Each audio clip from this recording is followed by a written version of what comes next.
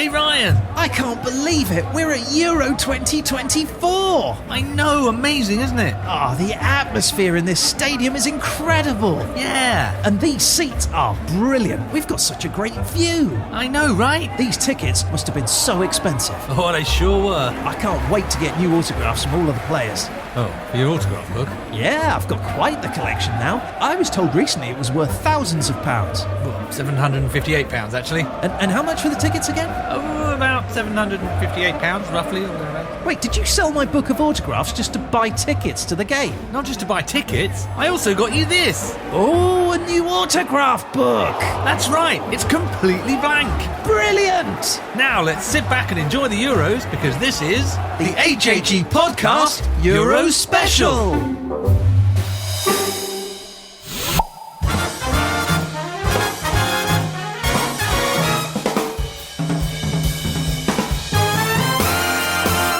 History happened everywhere.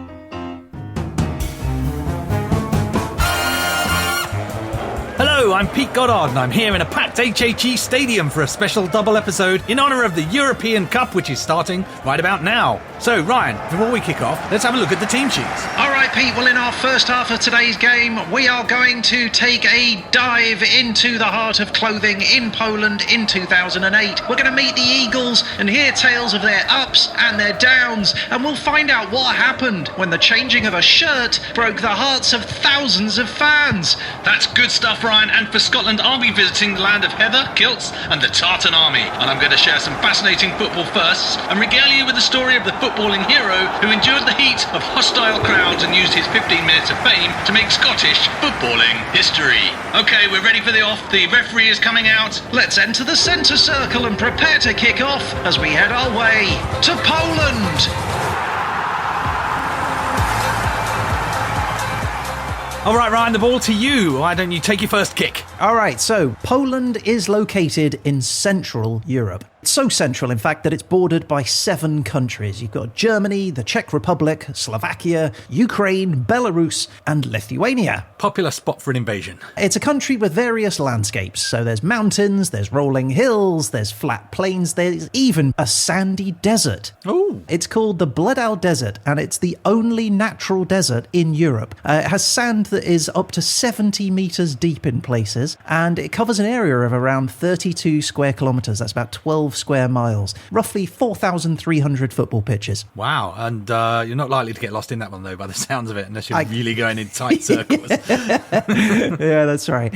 Look, in terms of the whole country, though, Poland covers an area of around 312,000 square kilometres. That's 121,000 square miles, making it roughly half the size of a France, or 42 million football pitches. I see. In fact, it's so many football pitches that there would be more than enough to give everyone in Poland their own football pitch, because the current population of the country is 38 million people, of which only 1.7 million live in the capital city, which is called Warsaw. I saw Warsaw. You saw Warsaw? I saw Warsaw one time.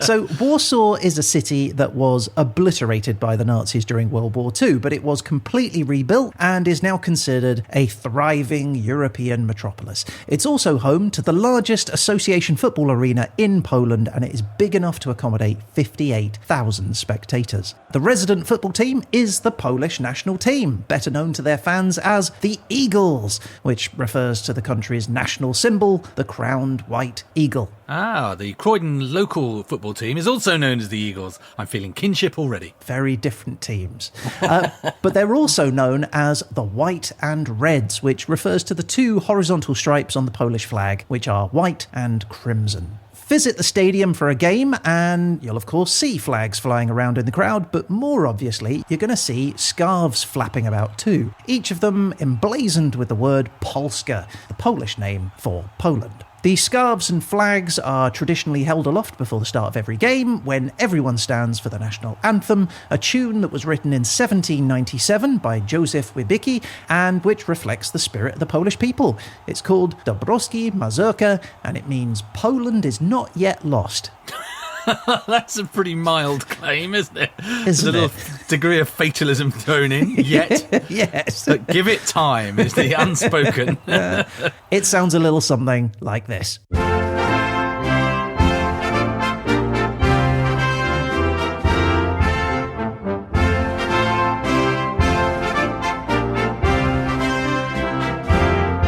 That was the national anthem for Poland. All right, well, that's definitely a national anthem.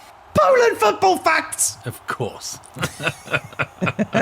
Okay, Pete, did you know that the most famous Polish football fan is a Roman gladiator? I did not know that. Maximus Decimus Meridius, a short-lived gladiator and one-time commander of the armies of the North and the Felix legions under the Roman Empire, is a fan of the Poland football team. You're going to have to explain further, I feel. I am, of course, talking about Hollywood legend Russell Crowe, star of the movie Gladiator. But he's an Australian man, not a Polish person. Indeed, but in 2016, he tweeted his support to the Poland squad, saying, "Kuba, well done, Poland. More hard work to come. Dobrodzieja Polska." That was received warmly by the fans, and he has since become something of a beloved figurehead for supporters of the team. He even earned himself a free ticket to their future games. Well, I'm sure I'll see him there when I'm next attending, because I'm sure they'll embrace me to their hearts in exactly the same way. Let's tweet them, Pete. We'll get free tickets. Yeah. Go Poland! So that was the most famous Poland football fan. Let's talk about the most famous Polish footballer of all time, and how he is possibly related to Adolf Hitler. That took a turn. We're talking about Poland's superstar striker, Robert Lewandowski. He is the captain of the Poland national team, widely considered to be one of the most successful strikers of all time. He scored a staggering 600 goals for both club and country, 82 of which have been for Poland, making him their all-time top goalscorer. Wow. He's been named Polish Footballer of the Year 11 times, Polish Sports Personality of the Year 3 times, and the Best FIFA Men's Player multiple times. Trophy-wise, he's won the League Cup 10 times, the UEFA Super Cup, the Champions League, and the FIFA Club World Cup. He holds the European record for the fastest hat-trick in Champions League history. He scored 3 goals in 4 minutes during one match. I couldn't run up and down to the halfway line 3 times in 4 minutes. He also holds the world record for scoring 5 goals in 9 minutes. What is this guy doing? His nickname is The Body, so maybe that gives you a reason why. But yes, the rumours that Lewandowski's grandmother was Adolf Hitler's sister, Paula Hitler, has not been proven at all. So Sorry, I'm unreasonably amused just by the name Paula Hitler, actually. I was too. Yeah, anyway, it is confirmed, though, that he is a superstitious fella. He insists on wearing 2 different socks for each game, one longer than the other, which he says brings him luck on the pitch. Just like Hitler did. Or did he? We don't know. Or will we? No, he didn't. Thank you for that dollop of misinformation. That was Poland football facts. Thank you, Ryan. No problem. Ryan Weir, running down the wing. Ryan Weir, with his Polish team. With facts that are bad and some that are good. Ryan Weir.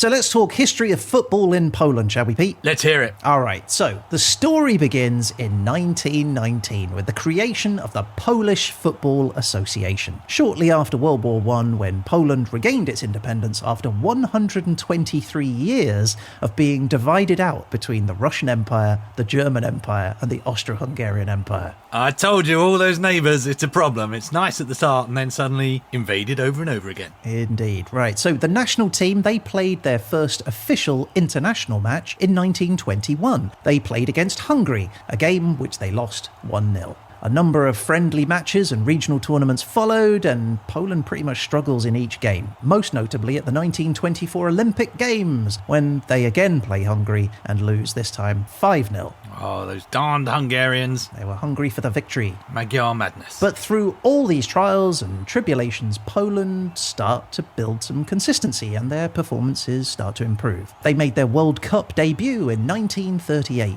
facing Brazil, no less. Welcome. I hope you enjoy your first day.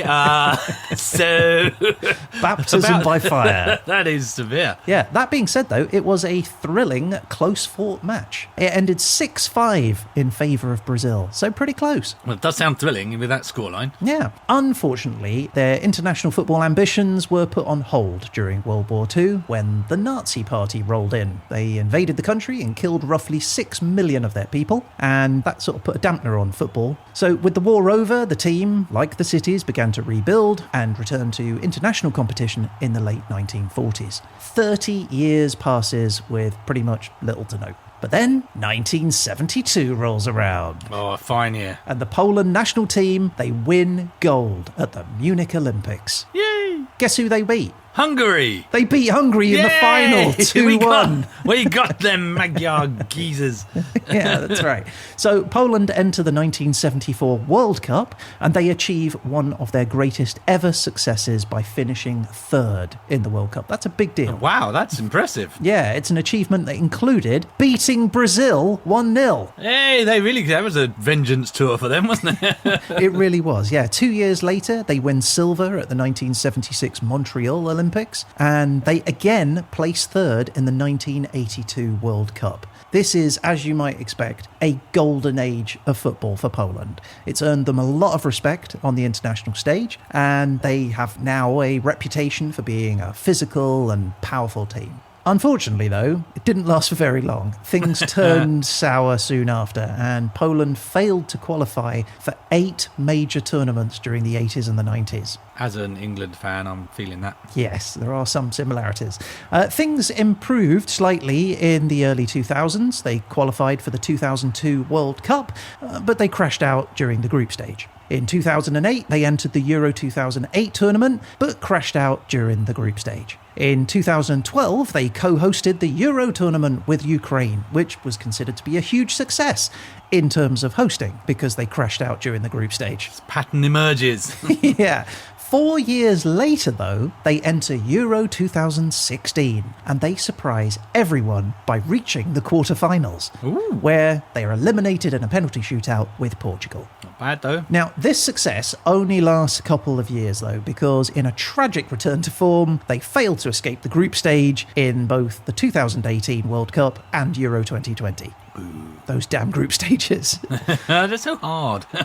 They did slightly better in 2022. They entered the round of 16 before being eliminated in a 3-1 loss to France. Well, there's no shame in losing to France. But anyway, that brings us to today, where Poland will be participating in Euro 2024, and they will be fielding a team filled with world-class talent. But their checkered history in major tournaments draws some uncertainty about their overall prospects for success. But regardless, Poland continues to be a respected and competitive force in international football, and I personally wish the team and their nation all the best. Good luck, Poland! End of section. So, Alexander, as you know, the Polish Football Association are looking at making some changes to our national team management personnel, and, well, we'd like to hear your thoughts on what you might do as the new Poland's team boss. Right, well, I mean, first off, youth is very important, so I guess I'd focus on bringing in some new blood, players that can make a difference. Right, okay. And of course, I'm very keen on implementing the very best health and technical training to the squad too. Oh, are you? Yeah, look, sorry, is something wrong? Well, it's just that we've heard all of this exactly before from other candidates. I think we were hoping for something a bit more, innovative. Oh, then I suppose we could just get out of the group stage. Whoa, okay, we're listening. And we could just beat Hungary, every now and then. Alexander, this is great stuff. What else have you got? Well, there is this one superstar player I would love to bring into the squad. Okay. There is one thing, though. How would you feel if they were related to Hitler? Well, we do want to dominate Europe, so you've got the job. Great! This sketch does not condone or support any unfounded rumours about existing Poland football players being related to Hitler. Any similarity to actual persons living or dead is purely coincidental.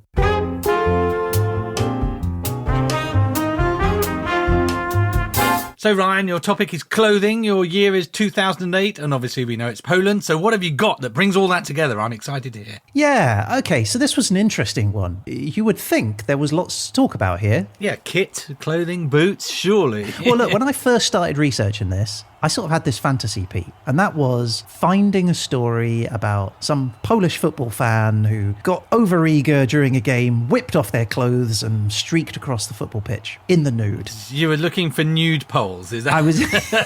I was picturing news stories, interviews with a streaker, imagining how this controversial action would have caused the Polish government to get involved, prompt the Polish Football Association to implement new measures to prevent this happening again, but none of that happened. Pete. I feel like you've talked yourself into a lot of it having happened. I'm trying to entice people into this section. By offering nudity that never happened. Indeed. There was not a single naked Pole running onto football pitches throughout the entire year, Pete. Well, what have you got then as an alternative to nudie poles? I just want to say, poor form, Poland fans. Start getting naked. We'll take that snippet and put it on Twitter as soon as possible. Yes, Pete. So I was left with the daunting task of doing much less sexy research and settling on the more obvious thing. Stupid, non-sexy obvious things. Football kit. Yeah. So I had to settle on the clothes that the players wear on the pitch. Yeah. Their uniform or their kit. So let's start with the basics. A soccer kit, it's comprised of a shirt, shorts and socks. Now, obviously, the players wear boots too, often wear their own boots, provided to them for free as part of private sponsorship deals. But in terms of the kit, as you might expect of a national team, the colours reflect that of the national flag, which, as we said earlier, for Poland is white and crimson. That means that when playing at home, Poland wear a white shirt with red shorts and white socks. And when playing away from home, they sport an all-red strip, although sometimes with white shorts. Now, on the rare occasions where Poland play teams that wear similar colour kits, like Denmark and Switzerland, Austria, Turkey and Chile, all teams that wear white and red, they also have a third kit, which is either blue or black. Currently, it's navy blue with white red sleeves. Anyway, apart from some minor changes, like they wore striped socks during the 1920s, the design has pretty much stayed unchanged since the first match in 1921. So, that's the kit. It's pretty classic. Polish fans love it. They spend millions of Polish zloty, which is their national currency, buying the latest replica shirt. For the fans, it's a fun way of showing support to the team. But for the footballing industry, it's an important part of their business model. Because globally, all national football associations rely on replica shirt sales to provide a significant source of income. The revenue from the shirt goes towards the development of their youth teams, improvements to their infrastructure like the stadium, and just general operations costs. And to keep that revenue flowing, it's important that new shirt designs are produced on a regular basis, usually every couple of years, but certainly whenever there's a new tournament. That way, fans can put aside their old shirt and buy the latest one. Yeah, I used to be sceptical of this and thought, it's so mean that you have to keep changing it so people have to keep current. But now, as a member of a history podcast, I quite like that you can go, this is the 1954 kit and this is when they did this. And it's much more of a souvenir of a period rather than a statement of general affection for a team. Absolutely, and it's not something that you just look at, it's something you wear. It's got your sweat in it. You've emoted inside that shirt, watching your team. Yeah, I still wear the shirt that we got for the last episode we did about the Euros, my 1954, I think it was, Germany shirt. It does occasionally have people then engage me with conversation about German football, which I'm not equipped to deal with at all. But just point them to the episode. Like, got a podcast, man, look at the podcast. Just please stop asking me about whatever it is you're saying. Yeah, I love it. Well, look, it's not a new concept. Changing the national soccer shirt started to appear around the mid-20th century, so around the 1950s, with just small changes being made to the kit, but on a somewhat frequent basis. Changes like placing the badge somewhere different, or the size and shape of the shirt collar, or the colour of the hem on the sleeves, advances in the material of the shirt itself, all of which contribute to a subtle shift in the design that retains the original look while being significantly different enough that people are willing to pay for them. Otherwise, I'll just wear the old one. Yeah, true. Now, this isn't a small job because it requires the help of sports clothes designers and manufacturers large enough to be able to handle the production of all of this. Now, before the 1950s, national teams usually just had their kits made by either old ladies down the road or small local clothing manufacturers.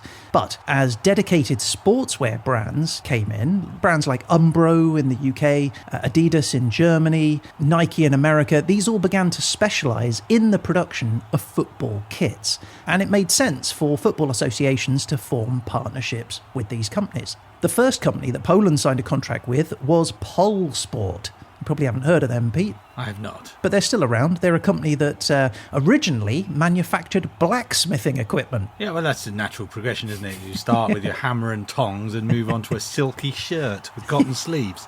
Exactly. Yeah. But yeah, in 1920s, they transformed into a sports equipment and clothing company. Anyway, in 1974, Poland switched from Polsport to Adidas as their main kit supplier before moving to Admiral and then back to Adidas again in 1993. Then they signed a deal with Lotto, then they shifted their services to Puma, then over to Nike, then they went back to Adidas again, then back to Puma, then to Tico, then back to Puma again in 2001. They shop around, these guys. They sure do, yeah, and that agreement with Puma in 2001 was a contract that would last for 7 years, during which time Puma produced a number of new shirts for the national team, many of which were considered largely uninspiring. That sounds like it was put gently and Yes. may have been put more vigorously online. Online, yes. And so, with the contract with Puma due to expire and Euro 2008 rapidly approaching, the Polish Football Association held a special commission to reconsider their agreement with Puma and, if necessary, start looking for a new technical sponsor to replace them. And this meant proceeding with the Polish FA consulting with various suppliers. They heard sales pitches, they went out and did lunches, eventually getting all the information they needed for the board to take a vote. Now, unfortunately, a decision was not easily reached, Pete. There were rumours of various board members having been privately encouraged by some of Yeah. these certain suppliers. I was very attracted by the lunching element of what you just described. But in the end, while the vote was not unanimous, the Polish FA vice president, Rudolf Bogdol, he felt there was enough of a consensus that a decision could be reached for a deal to be made with Nike. Who offered delicious amuse-bouches and... I'm joking because obviously you would never find corruption in football. There's zero proof of that ever happening. Now, the details of this agreement have remained unreported, Pete. Well, why would you need to report it? Because it was, I'm sure, all above board and hunky-dory. Right, exactly. But at the time, Nike were making significant moves to expand their presence in the footballing world. And they saw Poland as a good jewel to add to their already bejeweled roster of international teams that they supplied kits to. Teams including Malaysia, the USA, Belgium, Indonesia, Albania, Australia, Serbia, Russia, Slovenia, New Zealand, South Korea, Estonia, India, Singapore, Maldives, the Seychelles, Turkey, Croatia, Portugal, Netherlands, and Brazil. Yeah, that started out, and I thought, oh, plucky underdogs. And then you went Portugal. Then you came to Croatia. You started bringing some big names in there, so I changed my view. They've got the whole spectrum, haven't they? Top to bottom. So Nike had even acquired the UK brand Umbro a year before in 2007, and so they therefore picked up the contracts to supply the shirts for the teams that they had contracts for too. So adding Poland was a strategic decision for Nike, and possibly the reason that they were willing to spend what Polish media speculated was 30 million euros for a 6-year deal. Now, if true, that was a significant bump from the 2.5 million euros that Puma had previously been paying. Yeah, it's just what Nike finds down the back of the sofa, though, isn't it? But anyway, regardless, Nike acquires the contract to supply the Polish national team with kits and sports equipment until 2014 and immediately starts work on a new home shirt design. In December of 2008, they release an image of the new Nike shirt on Polish news website TVN24. And they say that it's going to be first worn in a friendly game against Wales on February 11th of 2009. Now, unfortunately, Nike's designers had been a little bit brave in their creative choices, and they had removed the traditional iconic white eagle crest and replaced it with the word Polska instead. This was a bold decision, and Polish fans made their thoughts known. Yeah, that's an incredibly brave move. Yeah, it was a long time ago on the internet, but I did manage to find one supporters forum with a quote from a guy who had written, "Nike surprises me with this new radical design. I mean, really, these guys are working their asses off. I think they're going to change the way football shirts are designed with this design. He follows that up with a clarification saying, "Oh yeah, that was sarcasm." There's always the balance of heritage and progress, and it sounds like they've nudged way too far the progress direction. Yeah. Anyway, the noise was sufficiently loud enough that Nike quickly changed the shirt design and put the eagle crest in its rightful place. It was a bumpy start, Pete, but things quickly smoothed over as a series of new shirts in fancy new quick wicking materials and trims and collars and placements were met with approval by the fans. And today, 16 years after that initial contract was signed, Nike continues to hold the contract to supply Poland's kit. So Nike made it through and they adjusted and everyone lived happily ever after. They did, still there to this day. All right. That is all. Buy a shirt. Or don't. It's up to you. End of section. I miss the old days when footballers would run around in a Harris tweed three-piece with waistcoat, smoking a pipe. You could get a yellow card for tamping your pipe out on the sidelines. All right, well, thanks, Ryan. That was an excellent first half. And is that the whistle I hear? Yes. Yes, it is. I'm going to go and get a beer and a hot dog. No, this isn't baseball, Ryan. You can go for a half-time orange and you'll like it. Or you can have a pie and a pint. Sorry, Pete, I haven't got enough money. It's £50 for a pint of beer. Yes, and there's a queue of 1,000 people. So, in summary, we believe we have the skills, experience, and of course, price point to make Sportsco the perfect fit to be the technical sponsor for the Polish national team. Right, well, thank you. That's great stuff. A lot for us to consider, I guess. And we'd be delighted if you would join us for a spot of lunch. Well, we do have a meeting with another supplier to get to. Oh, well, that's a shame. This restaurant serves a wonderful classic filet mignon with truffle fries, all on a bed of crisp, cold, hard cash. Oh, well, that does sound nice. However, we have agreed to meet them. Well, that's a shame, because this restaurant, their desserts are quite something. I personally recommend the Millionaire Shortbread, unless, of course, you're allergic to large sums of money. No, I think we're fine with that. And after, we could share a whiskey served on the rocks, and by rocks I mean diamonds. Oh, yes, on reflection, I'm sure we could do that. Great. Also, here's some cash. Thank you very much.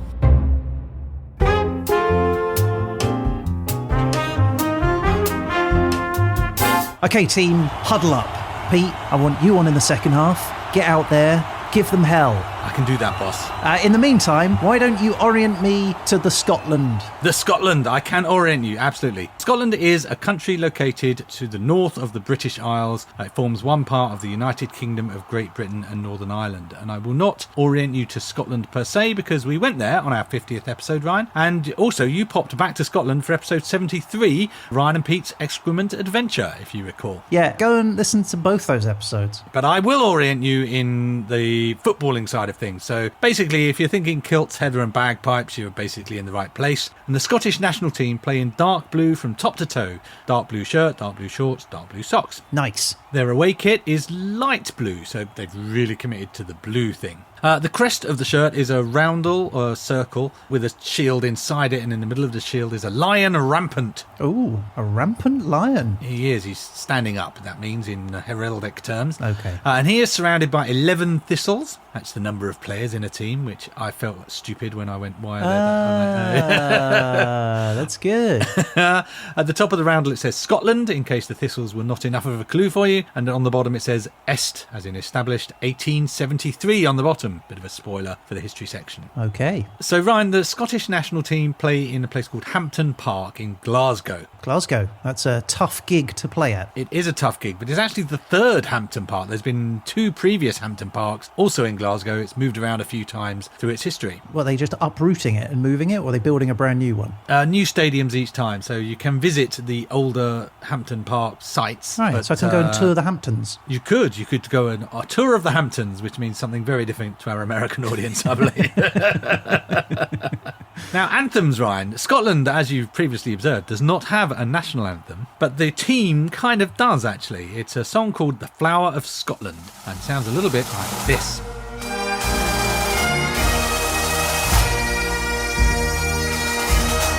So this was written in the 1960s by the folk musician called Roy Williamson. He was one of a folk trio called the Corries, and the lyrics focus primarily on the wars of Scottish independence and Robert the Bruce.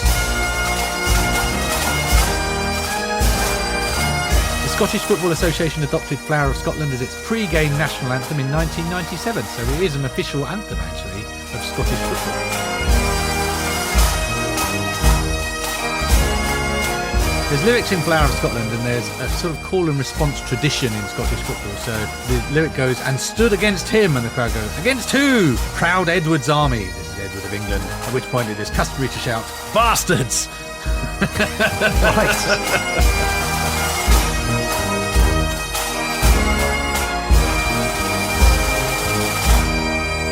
All right, well, I love that anthem, Pete. That was awesome. It's a good one, isn't it? Yeah. Most notable player, who do you think, Ryan? Gerard Depardieu. Well, not a football player, not Scottish, and just wrong in every possible way there. But I was hoping you'd say someone like Kenny Dalglish. Oh, the old Dalglish man. Oh, see, even I'd heard of Kenny Dalglish. I thought his fame was sufficient. He holds the record for Scotland appearances. He played 102 times between 1971 and 86, actually, which explains why I know him and you don't. And that includes our year, which is 1976, to remind you. He's also the top scorer for Scotland alongside a guy called Dennis Law. He scored 30 goals. Nice. What's Kenny short for? Kenwood. I don't know. I assume Kenneth. Kenneth, yeah. He's widely considered to have been Scotland's greatest ever player, and he's often known as King Kenny. Sounds like a place. It does, doesn't it? Oh, just comes down to King Kenny. Scotland's got 42 teams playing across its 4 leagues, and each have their own pitch, obviously, so that's 42 pitches. So you'd need 16 million sets of 42 pitches to make a France. Oh, okay, that's a lot. Yeah, that's how I got France into this, because I really wasn't sure how to do it. You did it, my man. Well done. And side note, I can't stress this enough, do not check the maths on that. Okay, could you do me a favour and say football in Scotland facts? Football in Scotland facts. Thank you very much. The football dugout, Ryan, was invented in Scotland. The dugout being the bit where all the players that are substitutes sit. Yeah, the players and the managers who sit in a kind of indented little shed. Out of the rain. Yeah, Donald Coleman was a coach at Aberdeen from 1931. He wanted to be able to shout so the players could hear him, but he didn't want to stand out in all weathers. But he also wanted, and this is interesting, he wanted to be able to see his players' footwork. He wanted to see how they were running and moving around. So he told the management at Aberdeen, and Pittodrie Stadium became the first stadium in the history of football to have a dugout. You'd low down, you can see your players' feet, but you're close to them, so you can shout to them. And that was the origin of the dugout. I think he just liked feet. He may also have been a fetishist. We don't know. Speculation, but I'm going to tweet it later. Now, Ryan, here's a fun fact. If you do something stupid or foolish in Nigeria, Yeah. you might be called a Dundee or a Dundee United. Okay, why is that? So this originated in, I guess, a BBC documentary where some Nigerian person was like, oh, and if you act like a Dundee, people will treat you badly. And some people looked into this, and including various journalists.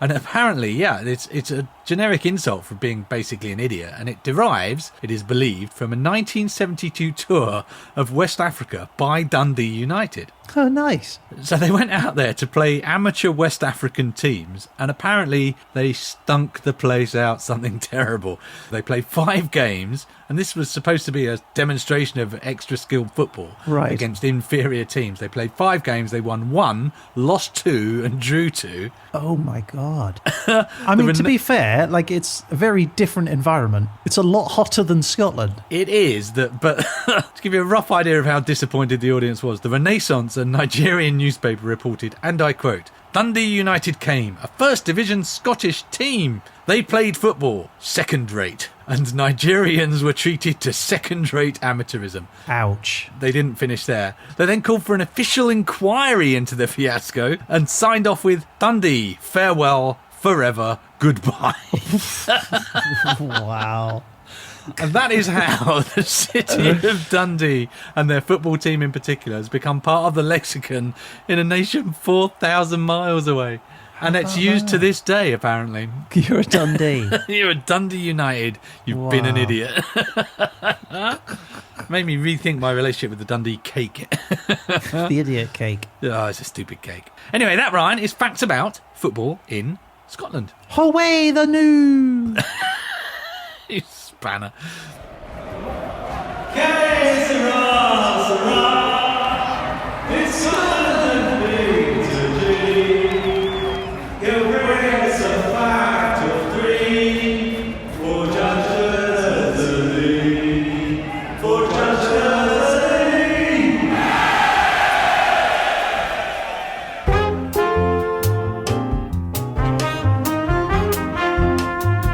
right, Peter. Well, I am fully oriented to football in Scotland, but what I wish to know is the Scottish footballing history, apparently. There's a Please.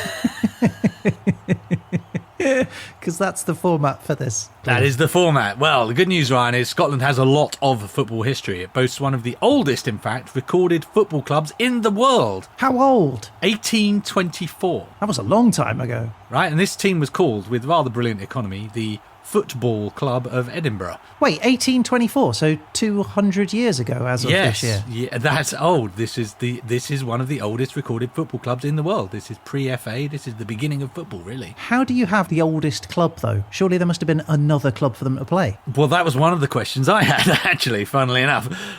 So, side note, there is a hyphen between foot and ball, so it's foot-ball. Really? Is that what it should be? Well, that's what it was in Edinburgh at this time, clearly. Yeah, that's great. All right, let's put that back. Bring back the hyphen. All right, football. A little pause. Everyone would respect the pause. But yeah, it has membership lists and accounts of the clubs between 1824 and 1841, which are in the National Archives of Scotland. And like you, I was like, I don't know who they're playing, but I assume there were non-official clubs and people knocking about the place. It's the kind of the earliest club, but it was football before the FA defined football. So the FA then is formed in 1863 in London. That sets standard rules, and that kind of kicks off in the 1860s and 1870s in Scotland some new football clubs, notably Queen's Park, who were a major force in the early days of Scottish football, and also two of the most famous Scottish clubs today, Celtic and Rangers. Queen's Park, not to be confused with Queen's Park Rangers in London. Very much not to be confused. This is Queen's Park in Scotland, who, side note, Celtic and Rangers are popular and famous to this day. Queen's Park are not, and apparently that was because Queen's Park insisted on maintaining its amateur status for much longer than the other clubs did, so they kind of died out. Celtic and Rangers, good friends with each other, aren't they? They love a friendly game of football, and we'll be talking a little bit about them shortly. So 1873, the Scottish form an FA of their own. They call it, rather brilliantly, the Scottish FA. Clever. Brilliant stuff, right? Unsurprisingly, perhaps, England and Scotland are the oldest national teams in the world, and equally unsurprisingly, they were the two teams featured in the first official international match ever played. Okay, nice. This was in 1872. It was played at the West of Scotland Cricket Club's ground, which gives you a rough idea of how popular football was at the time. Yeah. We have to borrow a cricket ground. Was this in the Tunnock Cup or the Iron Brew League? Well, yes, quite. The two teams went head-to-head, and it ended 0-0. Gripping stuff there. Wow. Side note, Queen's Park, who I said was a dominant team, they provided all 11 of Scotland's 11 players for that game. That makes sense. Yeah. Then the international scene starts to develop, but it's only in 1954 that Scotland go to their first World Cup. Okay. Spoiler, they do not win. There was one notable match they won, 1967. They came up against the England side that had won the World Cup a year before in 66. Mm-hmm. How'd they do? Well, before the game, England had been unbeaten in 19 internationals, so no one really expected the Scots to do well. Boom! 3-2 to Scotland. You often see this in sports, though, don't you? Like, the best teams get overconfident, underestimate their opponents. Well, I think the Scottish would say they were just the better side, but yes, I'm inclined to agree with you. Apparently, the victory led fans to call Scotland the, quote, unofficial world champions. But, just to be clear, they were not the world champions. They just felt like it for a while. I do love football fan humour, though. Yeah.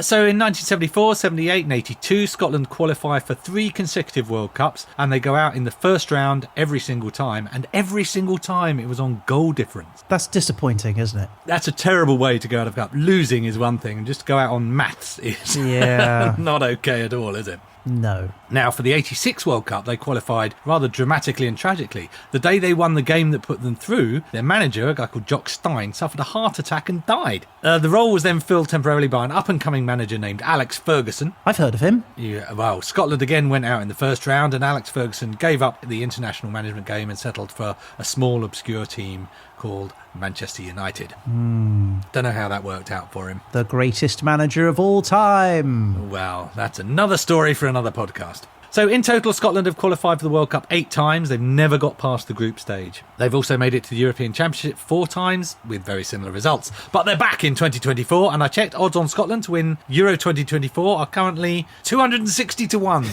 Puts them 17th out of 24 teams most likely to win. But I would have observed one place above Poland. No, really?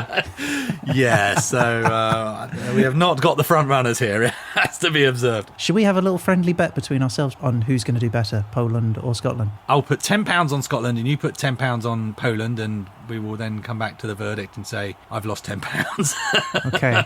All right. All right, you're on. Well, good luck, Scotland. Come on, go the tartan jock people. Come on, Poland! Sons of Scotland, I am Kenny Dalgleish. Kenny Dalgleish is 7 feet tall. Aye, I've heard. Scores goals by the hundreds, and if he were here, he'd consume the English with free kicks from his eyes and penalties taken with his arse. I am Kenny Dalgleish, and I see 11 of my countrymen here in search of a European Cup. You have come to play as free men, and free men you are. What would you do with that freedom? Will you play? Play against the English? No, we will concede and we'll go to the pub. Aye, play and you may lose. Go to the pub and you'll have fun, at least a while. And dying in your beds, many years from now, would you be willing to trade all the days from this day to that for one chance, just one chance to come back here and tell our enemies that they may take our goals, but they'll never take our European hopes! European hopes! European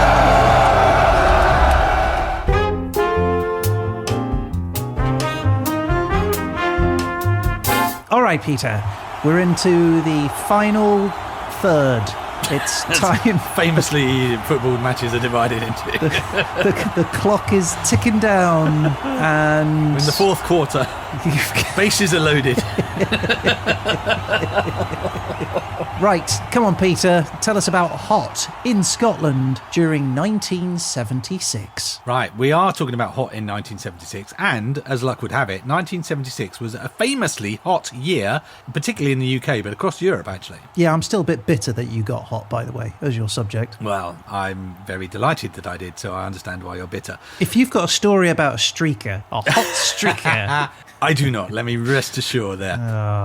So between May 1975 to August 1976 was the driest period since records began in 1717. Right, wow. That's pretty hot. So, yeah, plants were not growing, the grass was all dried up, reservoirs dried up. Apparently there were huge clouds of ladybirds all over the place because the weather was particularly suited to them. The ubiquitous slogan that year, do you recall Keep Calm and Carry On, was just everywhere for a while. Well, at that period, save water, bath with a friend. That was the slogan of the time, and I think that's good advice today as it was then. With a friend? That's an odd addition. Well, apparently this was a time when people in Britain didn't shower very much, but the bath was the typical thing you would do rather than a shower. So okay. And I guess there was people demonstrating how to have a quick shower even as an alternative to a bath. I thought you were going to say the slogan was bloody ladybirds, bloody everywhere. Christ, I'm hot. T-shirts with Christ, I'm hot written on it. I did not make it onto the merchandise of the day, unfortunately. But eventually it became so bad, Parliament passed the Drought Act 1976. Okay, what did that do? It gave the government powers to turn off water supplies to homes or businesses if it had to. I mean, that sounds dangerous. Well, they had to preserve the water, right? But the Act really did the trick, because in the same way as taking an umbrella out kind of causes the rain to stop, passing the Drought Act got it to start. The heavens opened and they never had to use the major powers in the Act. Okay. Thanks, Rain. Thanks, Rain, indeed. But, Ryan, that has nothing at all to do with football in Scotland, and Scotland didn't even qualify for the Euros in that year, in 1976. They wouldn't, in fact, qualify until 1992. So I'm going to talk about a different kind of heat in Scottish football. So as well as temperature heat, there's heat. You've got the heat. You're a popular attraction. You're the hot property. Okay. And there's heat as in danger, attention, pressure. Things are getting a bit hot around here, Ryan. They are. I'm feeling it. Hot under the collar. Exactly. So we're going to meet a player who was hot stuff and he had to take the heat, and we're going to meet him now. His name was Paul Wilson, and he was born on Thursday, the 23rd of November, 1950, in Bangalore, India. Oh, okay. That's hot. You didn't expect to be there, did you? His mother was a Dutch-Portuguese lady of Indian descent, and his father was a Scottish RAF officer. Okay, nice. Multicultural. He was very multicultural, and that is the essence of this story, because before young Paul was 2 years old, his family returned to Scotland, to Glasgow. Very different experience. Well, very much so. He liked a bit of football, did young Paul, and by the time he was 17, he'd been recruited to the Celtic Reserve, so one of the top teams in Scotland. By 17, that's impressive. Well, indeed. So for those who don't already know, Celtic is one of the two big names in Scottish football, along with Rangers. They're both based in Glasgow. They're fueled by a fierce rivalry, as Ryan referred to earlier. Mm-hmm. Now, at this time, Celtic had an incredible youth team. They were known as the Quality Street Gang. Side note, don't confuse them with the Manchester Criminal Gang, also known as the Quality Street Gang. Why were they known as the Quality Street Gang? Because they were incredible quality. I guess that's the only explanation I've seen. Oh, There's okay, nothing right. specific. Nothing to do with the confectionery, the candy. I did not see anything of that nature in my researches. Okay. But this was a group of incredibly talented young reserve players, including a young Kenny Dalglish. Oh, okay. I've heard of him. Yeah, so I'm going to illustrate quite how good this young reserve team. So this isn't the main team, this is the reserve team. Just for those who are not familiar with football, it's your kind of junior squad of up-and-coming players. It's your B team, if you wish, of the young people who think are going to come up. Mm-hmm. So in 1968, to win their Reserve League Cup section, they had to beat Partick Thistle reserves by at least 7 goals. That's a lot. The final score in that game was 12-0. To who? Clearly, to Celtic. Oh, right, okay. That was impressive. Well, that's impressive, but then what's more impressive is one time the manager of the Scottish national team, Bobby Brown at that time, he asked Jock Stein, who was the Celtic manager, to lend him some players for a practice match against the national side so they could have a kickabout, just for training purposes. Sure. So Jock Stein sends the Quality Street Gang, and they beat the Scottish national team.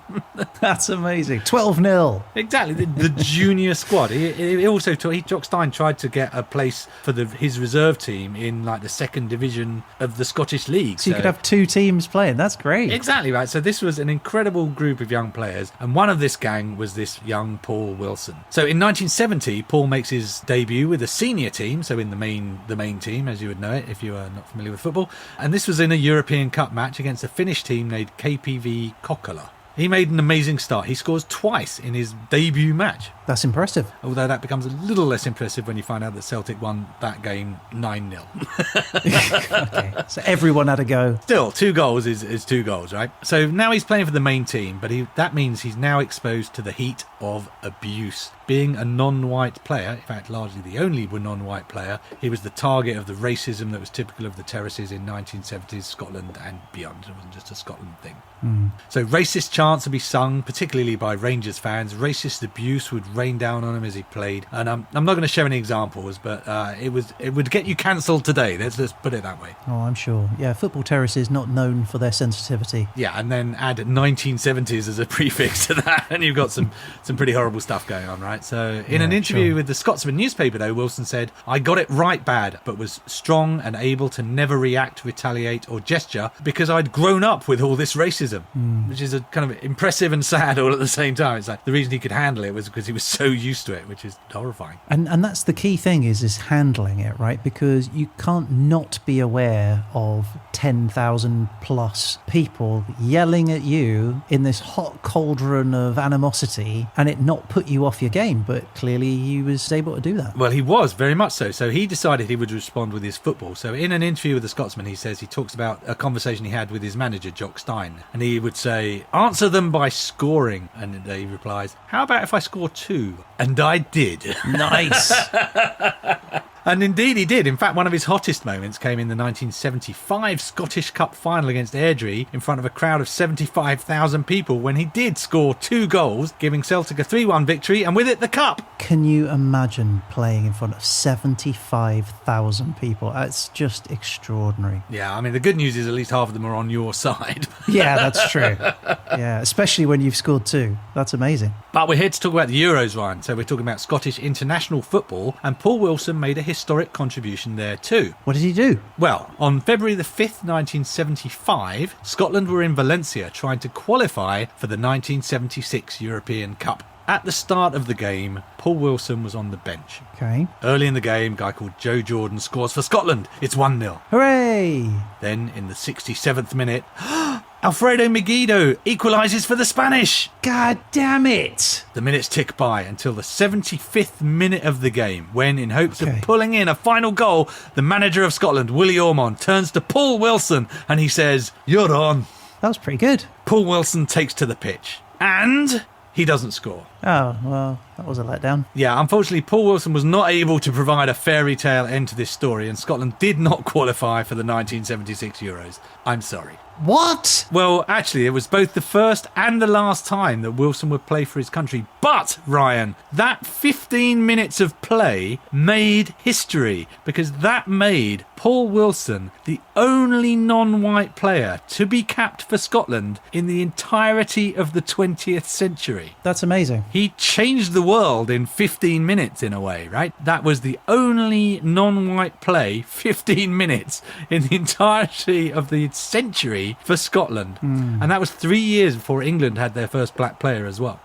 Wilson remained at Celtic until 78 when he moved to other clubs for a couple of years. He finished his football career in 1980 at the age of 29. That's quite young, isn't it? It is quite young. He did other jobs. He eventually dies aged 66 in 2017. Ah, But, Ryan, there is an interesting postscript to this story. So when I read about this, 15 minutes of play, the only non-white player in the entirety of the 20th century, I assumed he was the first non-white player for Scotland. Not so. okay. There was a player named Andrew Watson. Right. His father was from Orkney and his mother was from British Guiana. He turned out and played 3 matches for Scotland between 1881 and 1882. Wow, okay. He didn't just play, he captained the side in his first match. That's amazing. So now it turns out that Andrew Watson is widely considered to be the first black person in the world to play association football at an international level. That's fantastic. So What a great addition to that story. it's incredible, right? So Paul Wilson and Andrew Watson, we salute you. Absolutely.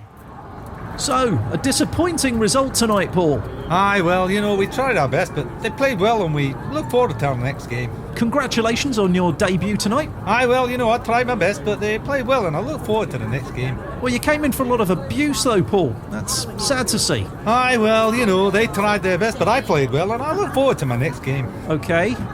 Portugal, up next. A difficult one. Aye, well, we'll try our best and they'll play well and we'll look forward to our next game. Right. Any advice for other young players out there, Paul? Oh, aye, well, you should try your best, play well and look forward to your next game. Paul, are you all right? Aye, well, I tried my best, but you played well and I look forward to our next interview. Ladies and gentlemen, Paul Wilson. Thank you very much.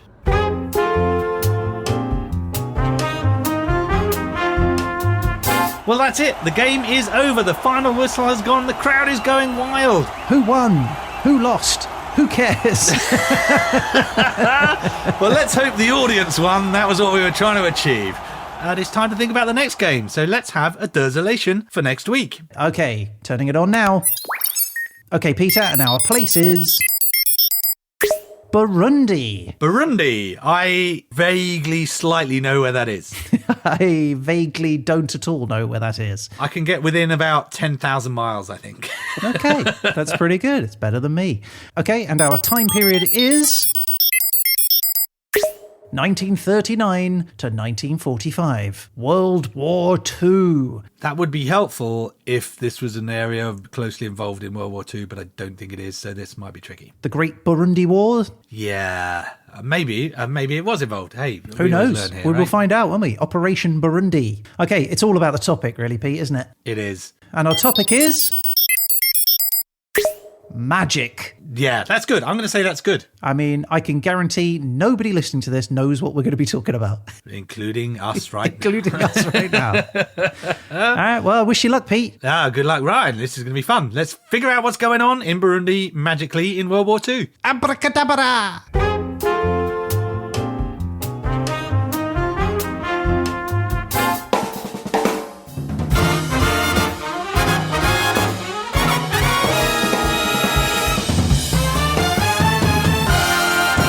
All right, well, that is our show for this week. Thank you, everyone, for listening. I hope you enjoyed the slightly different format.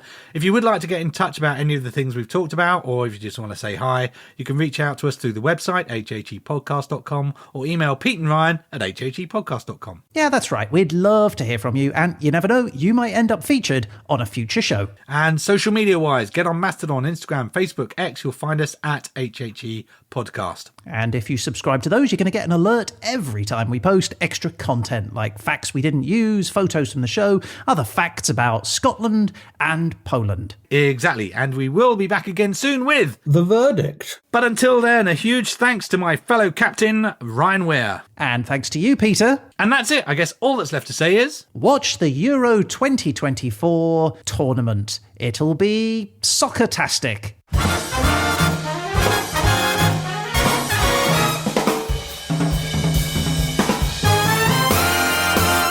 History happened everywhere.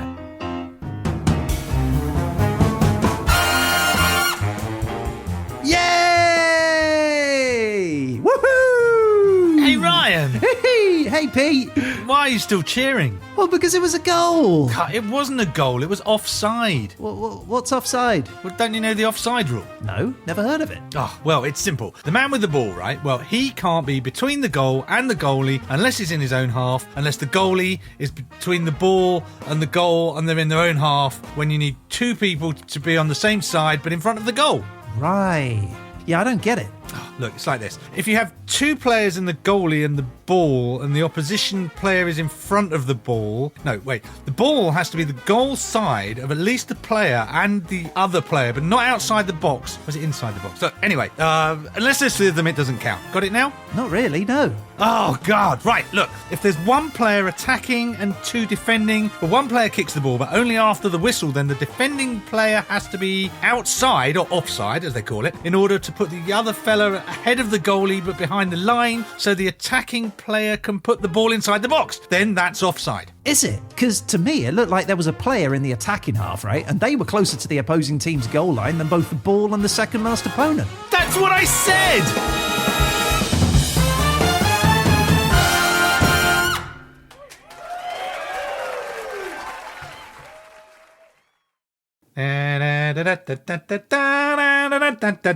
Etc.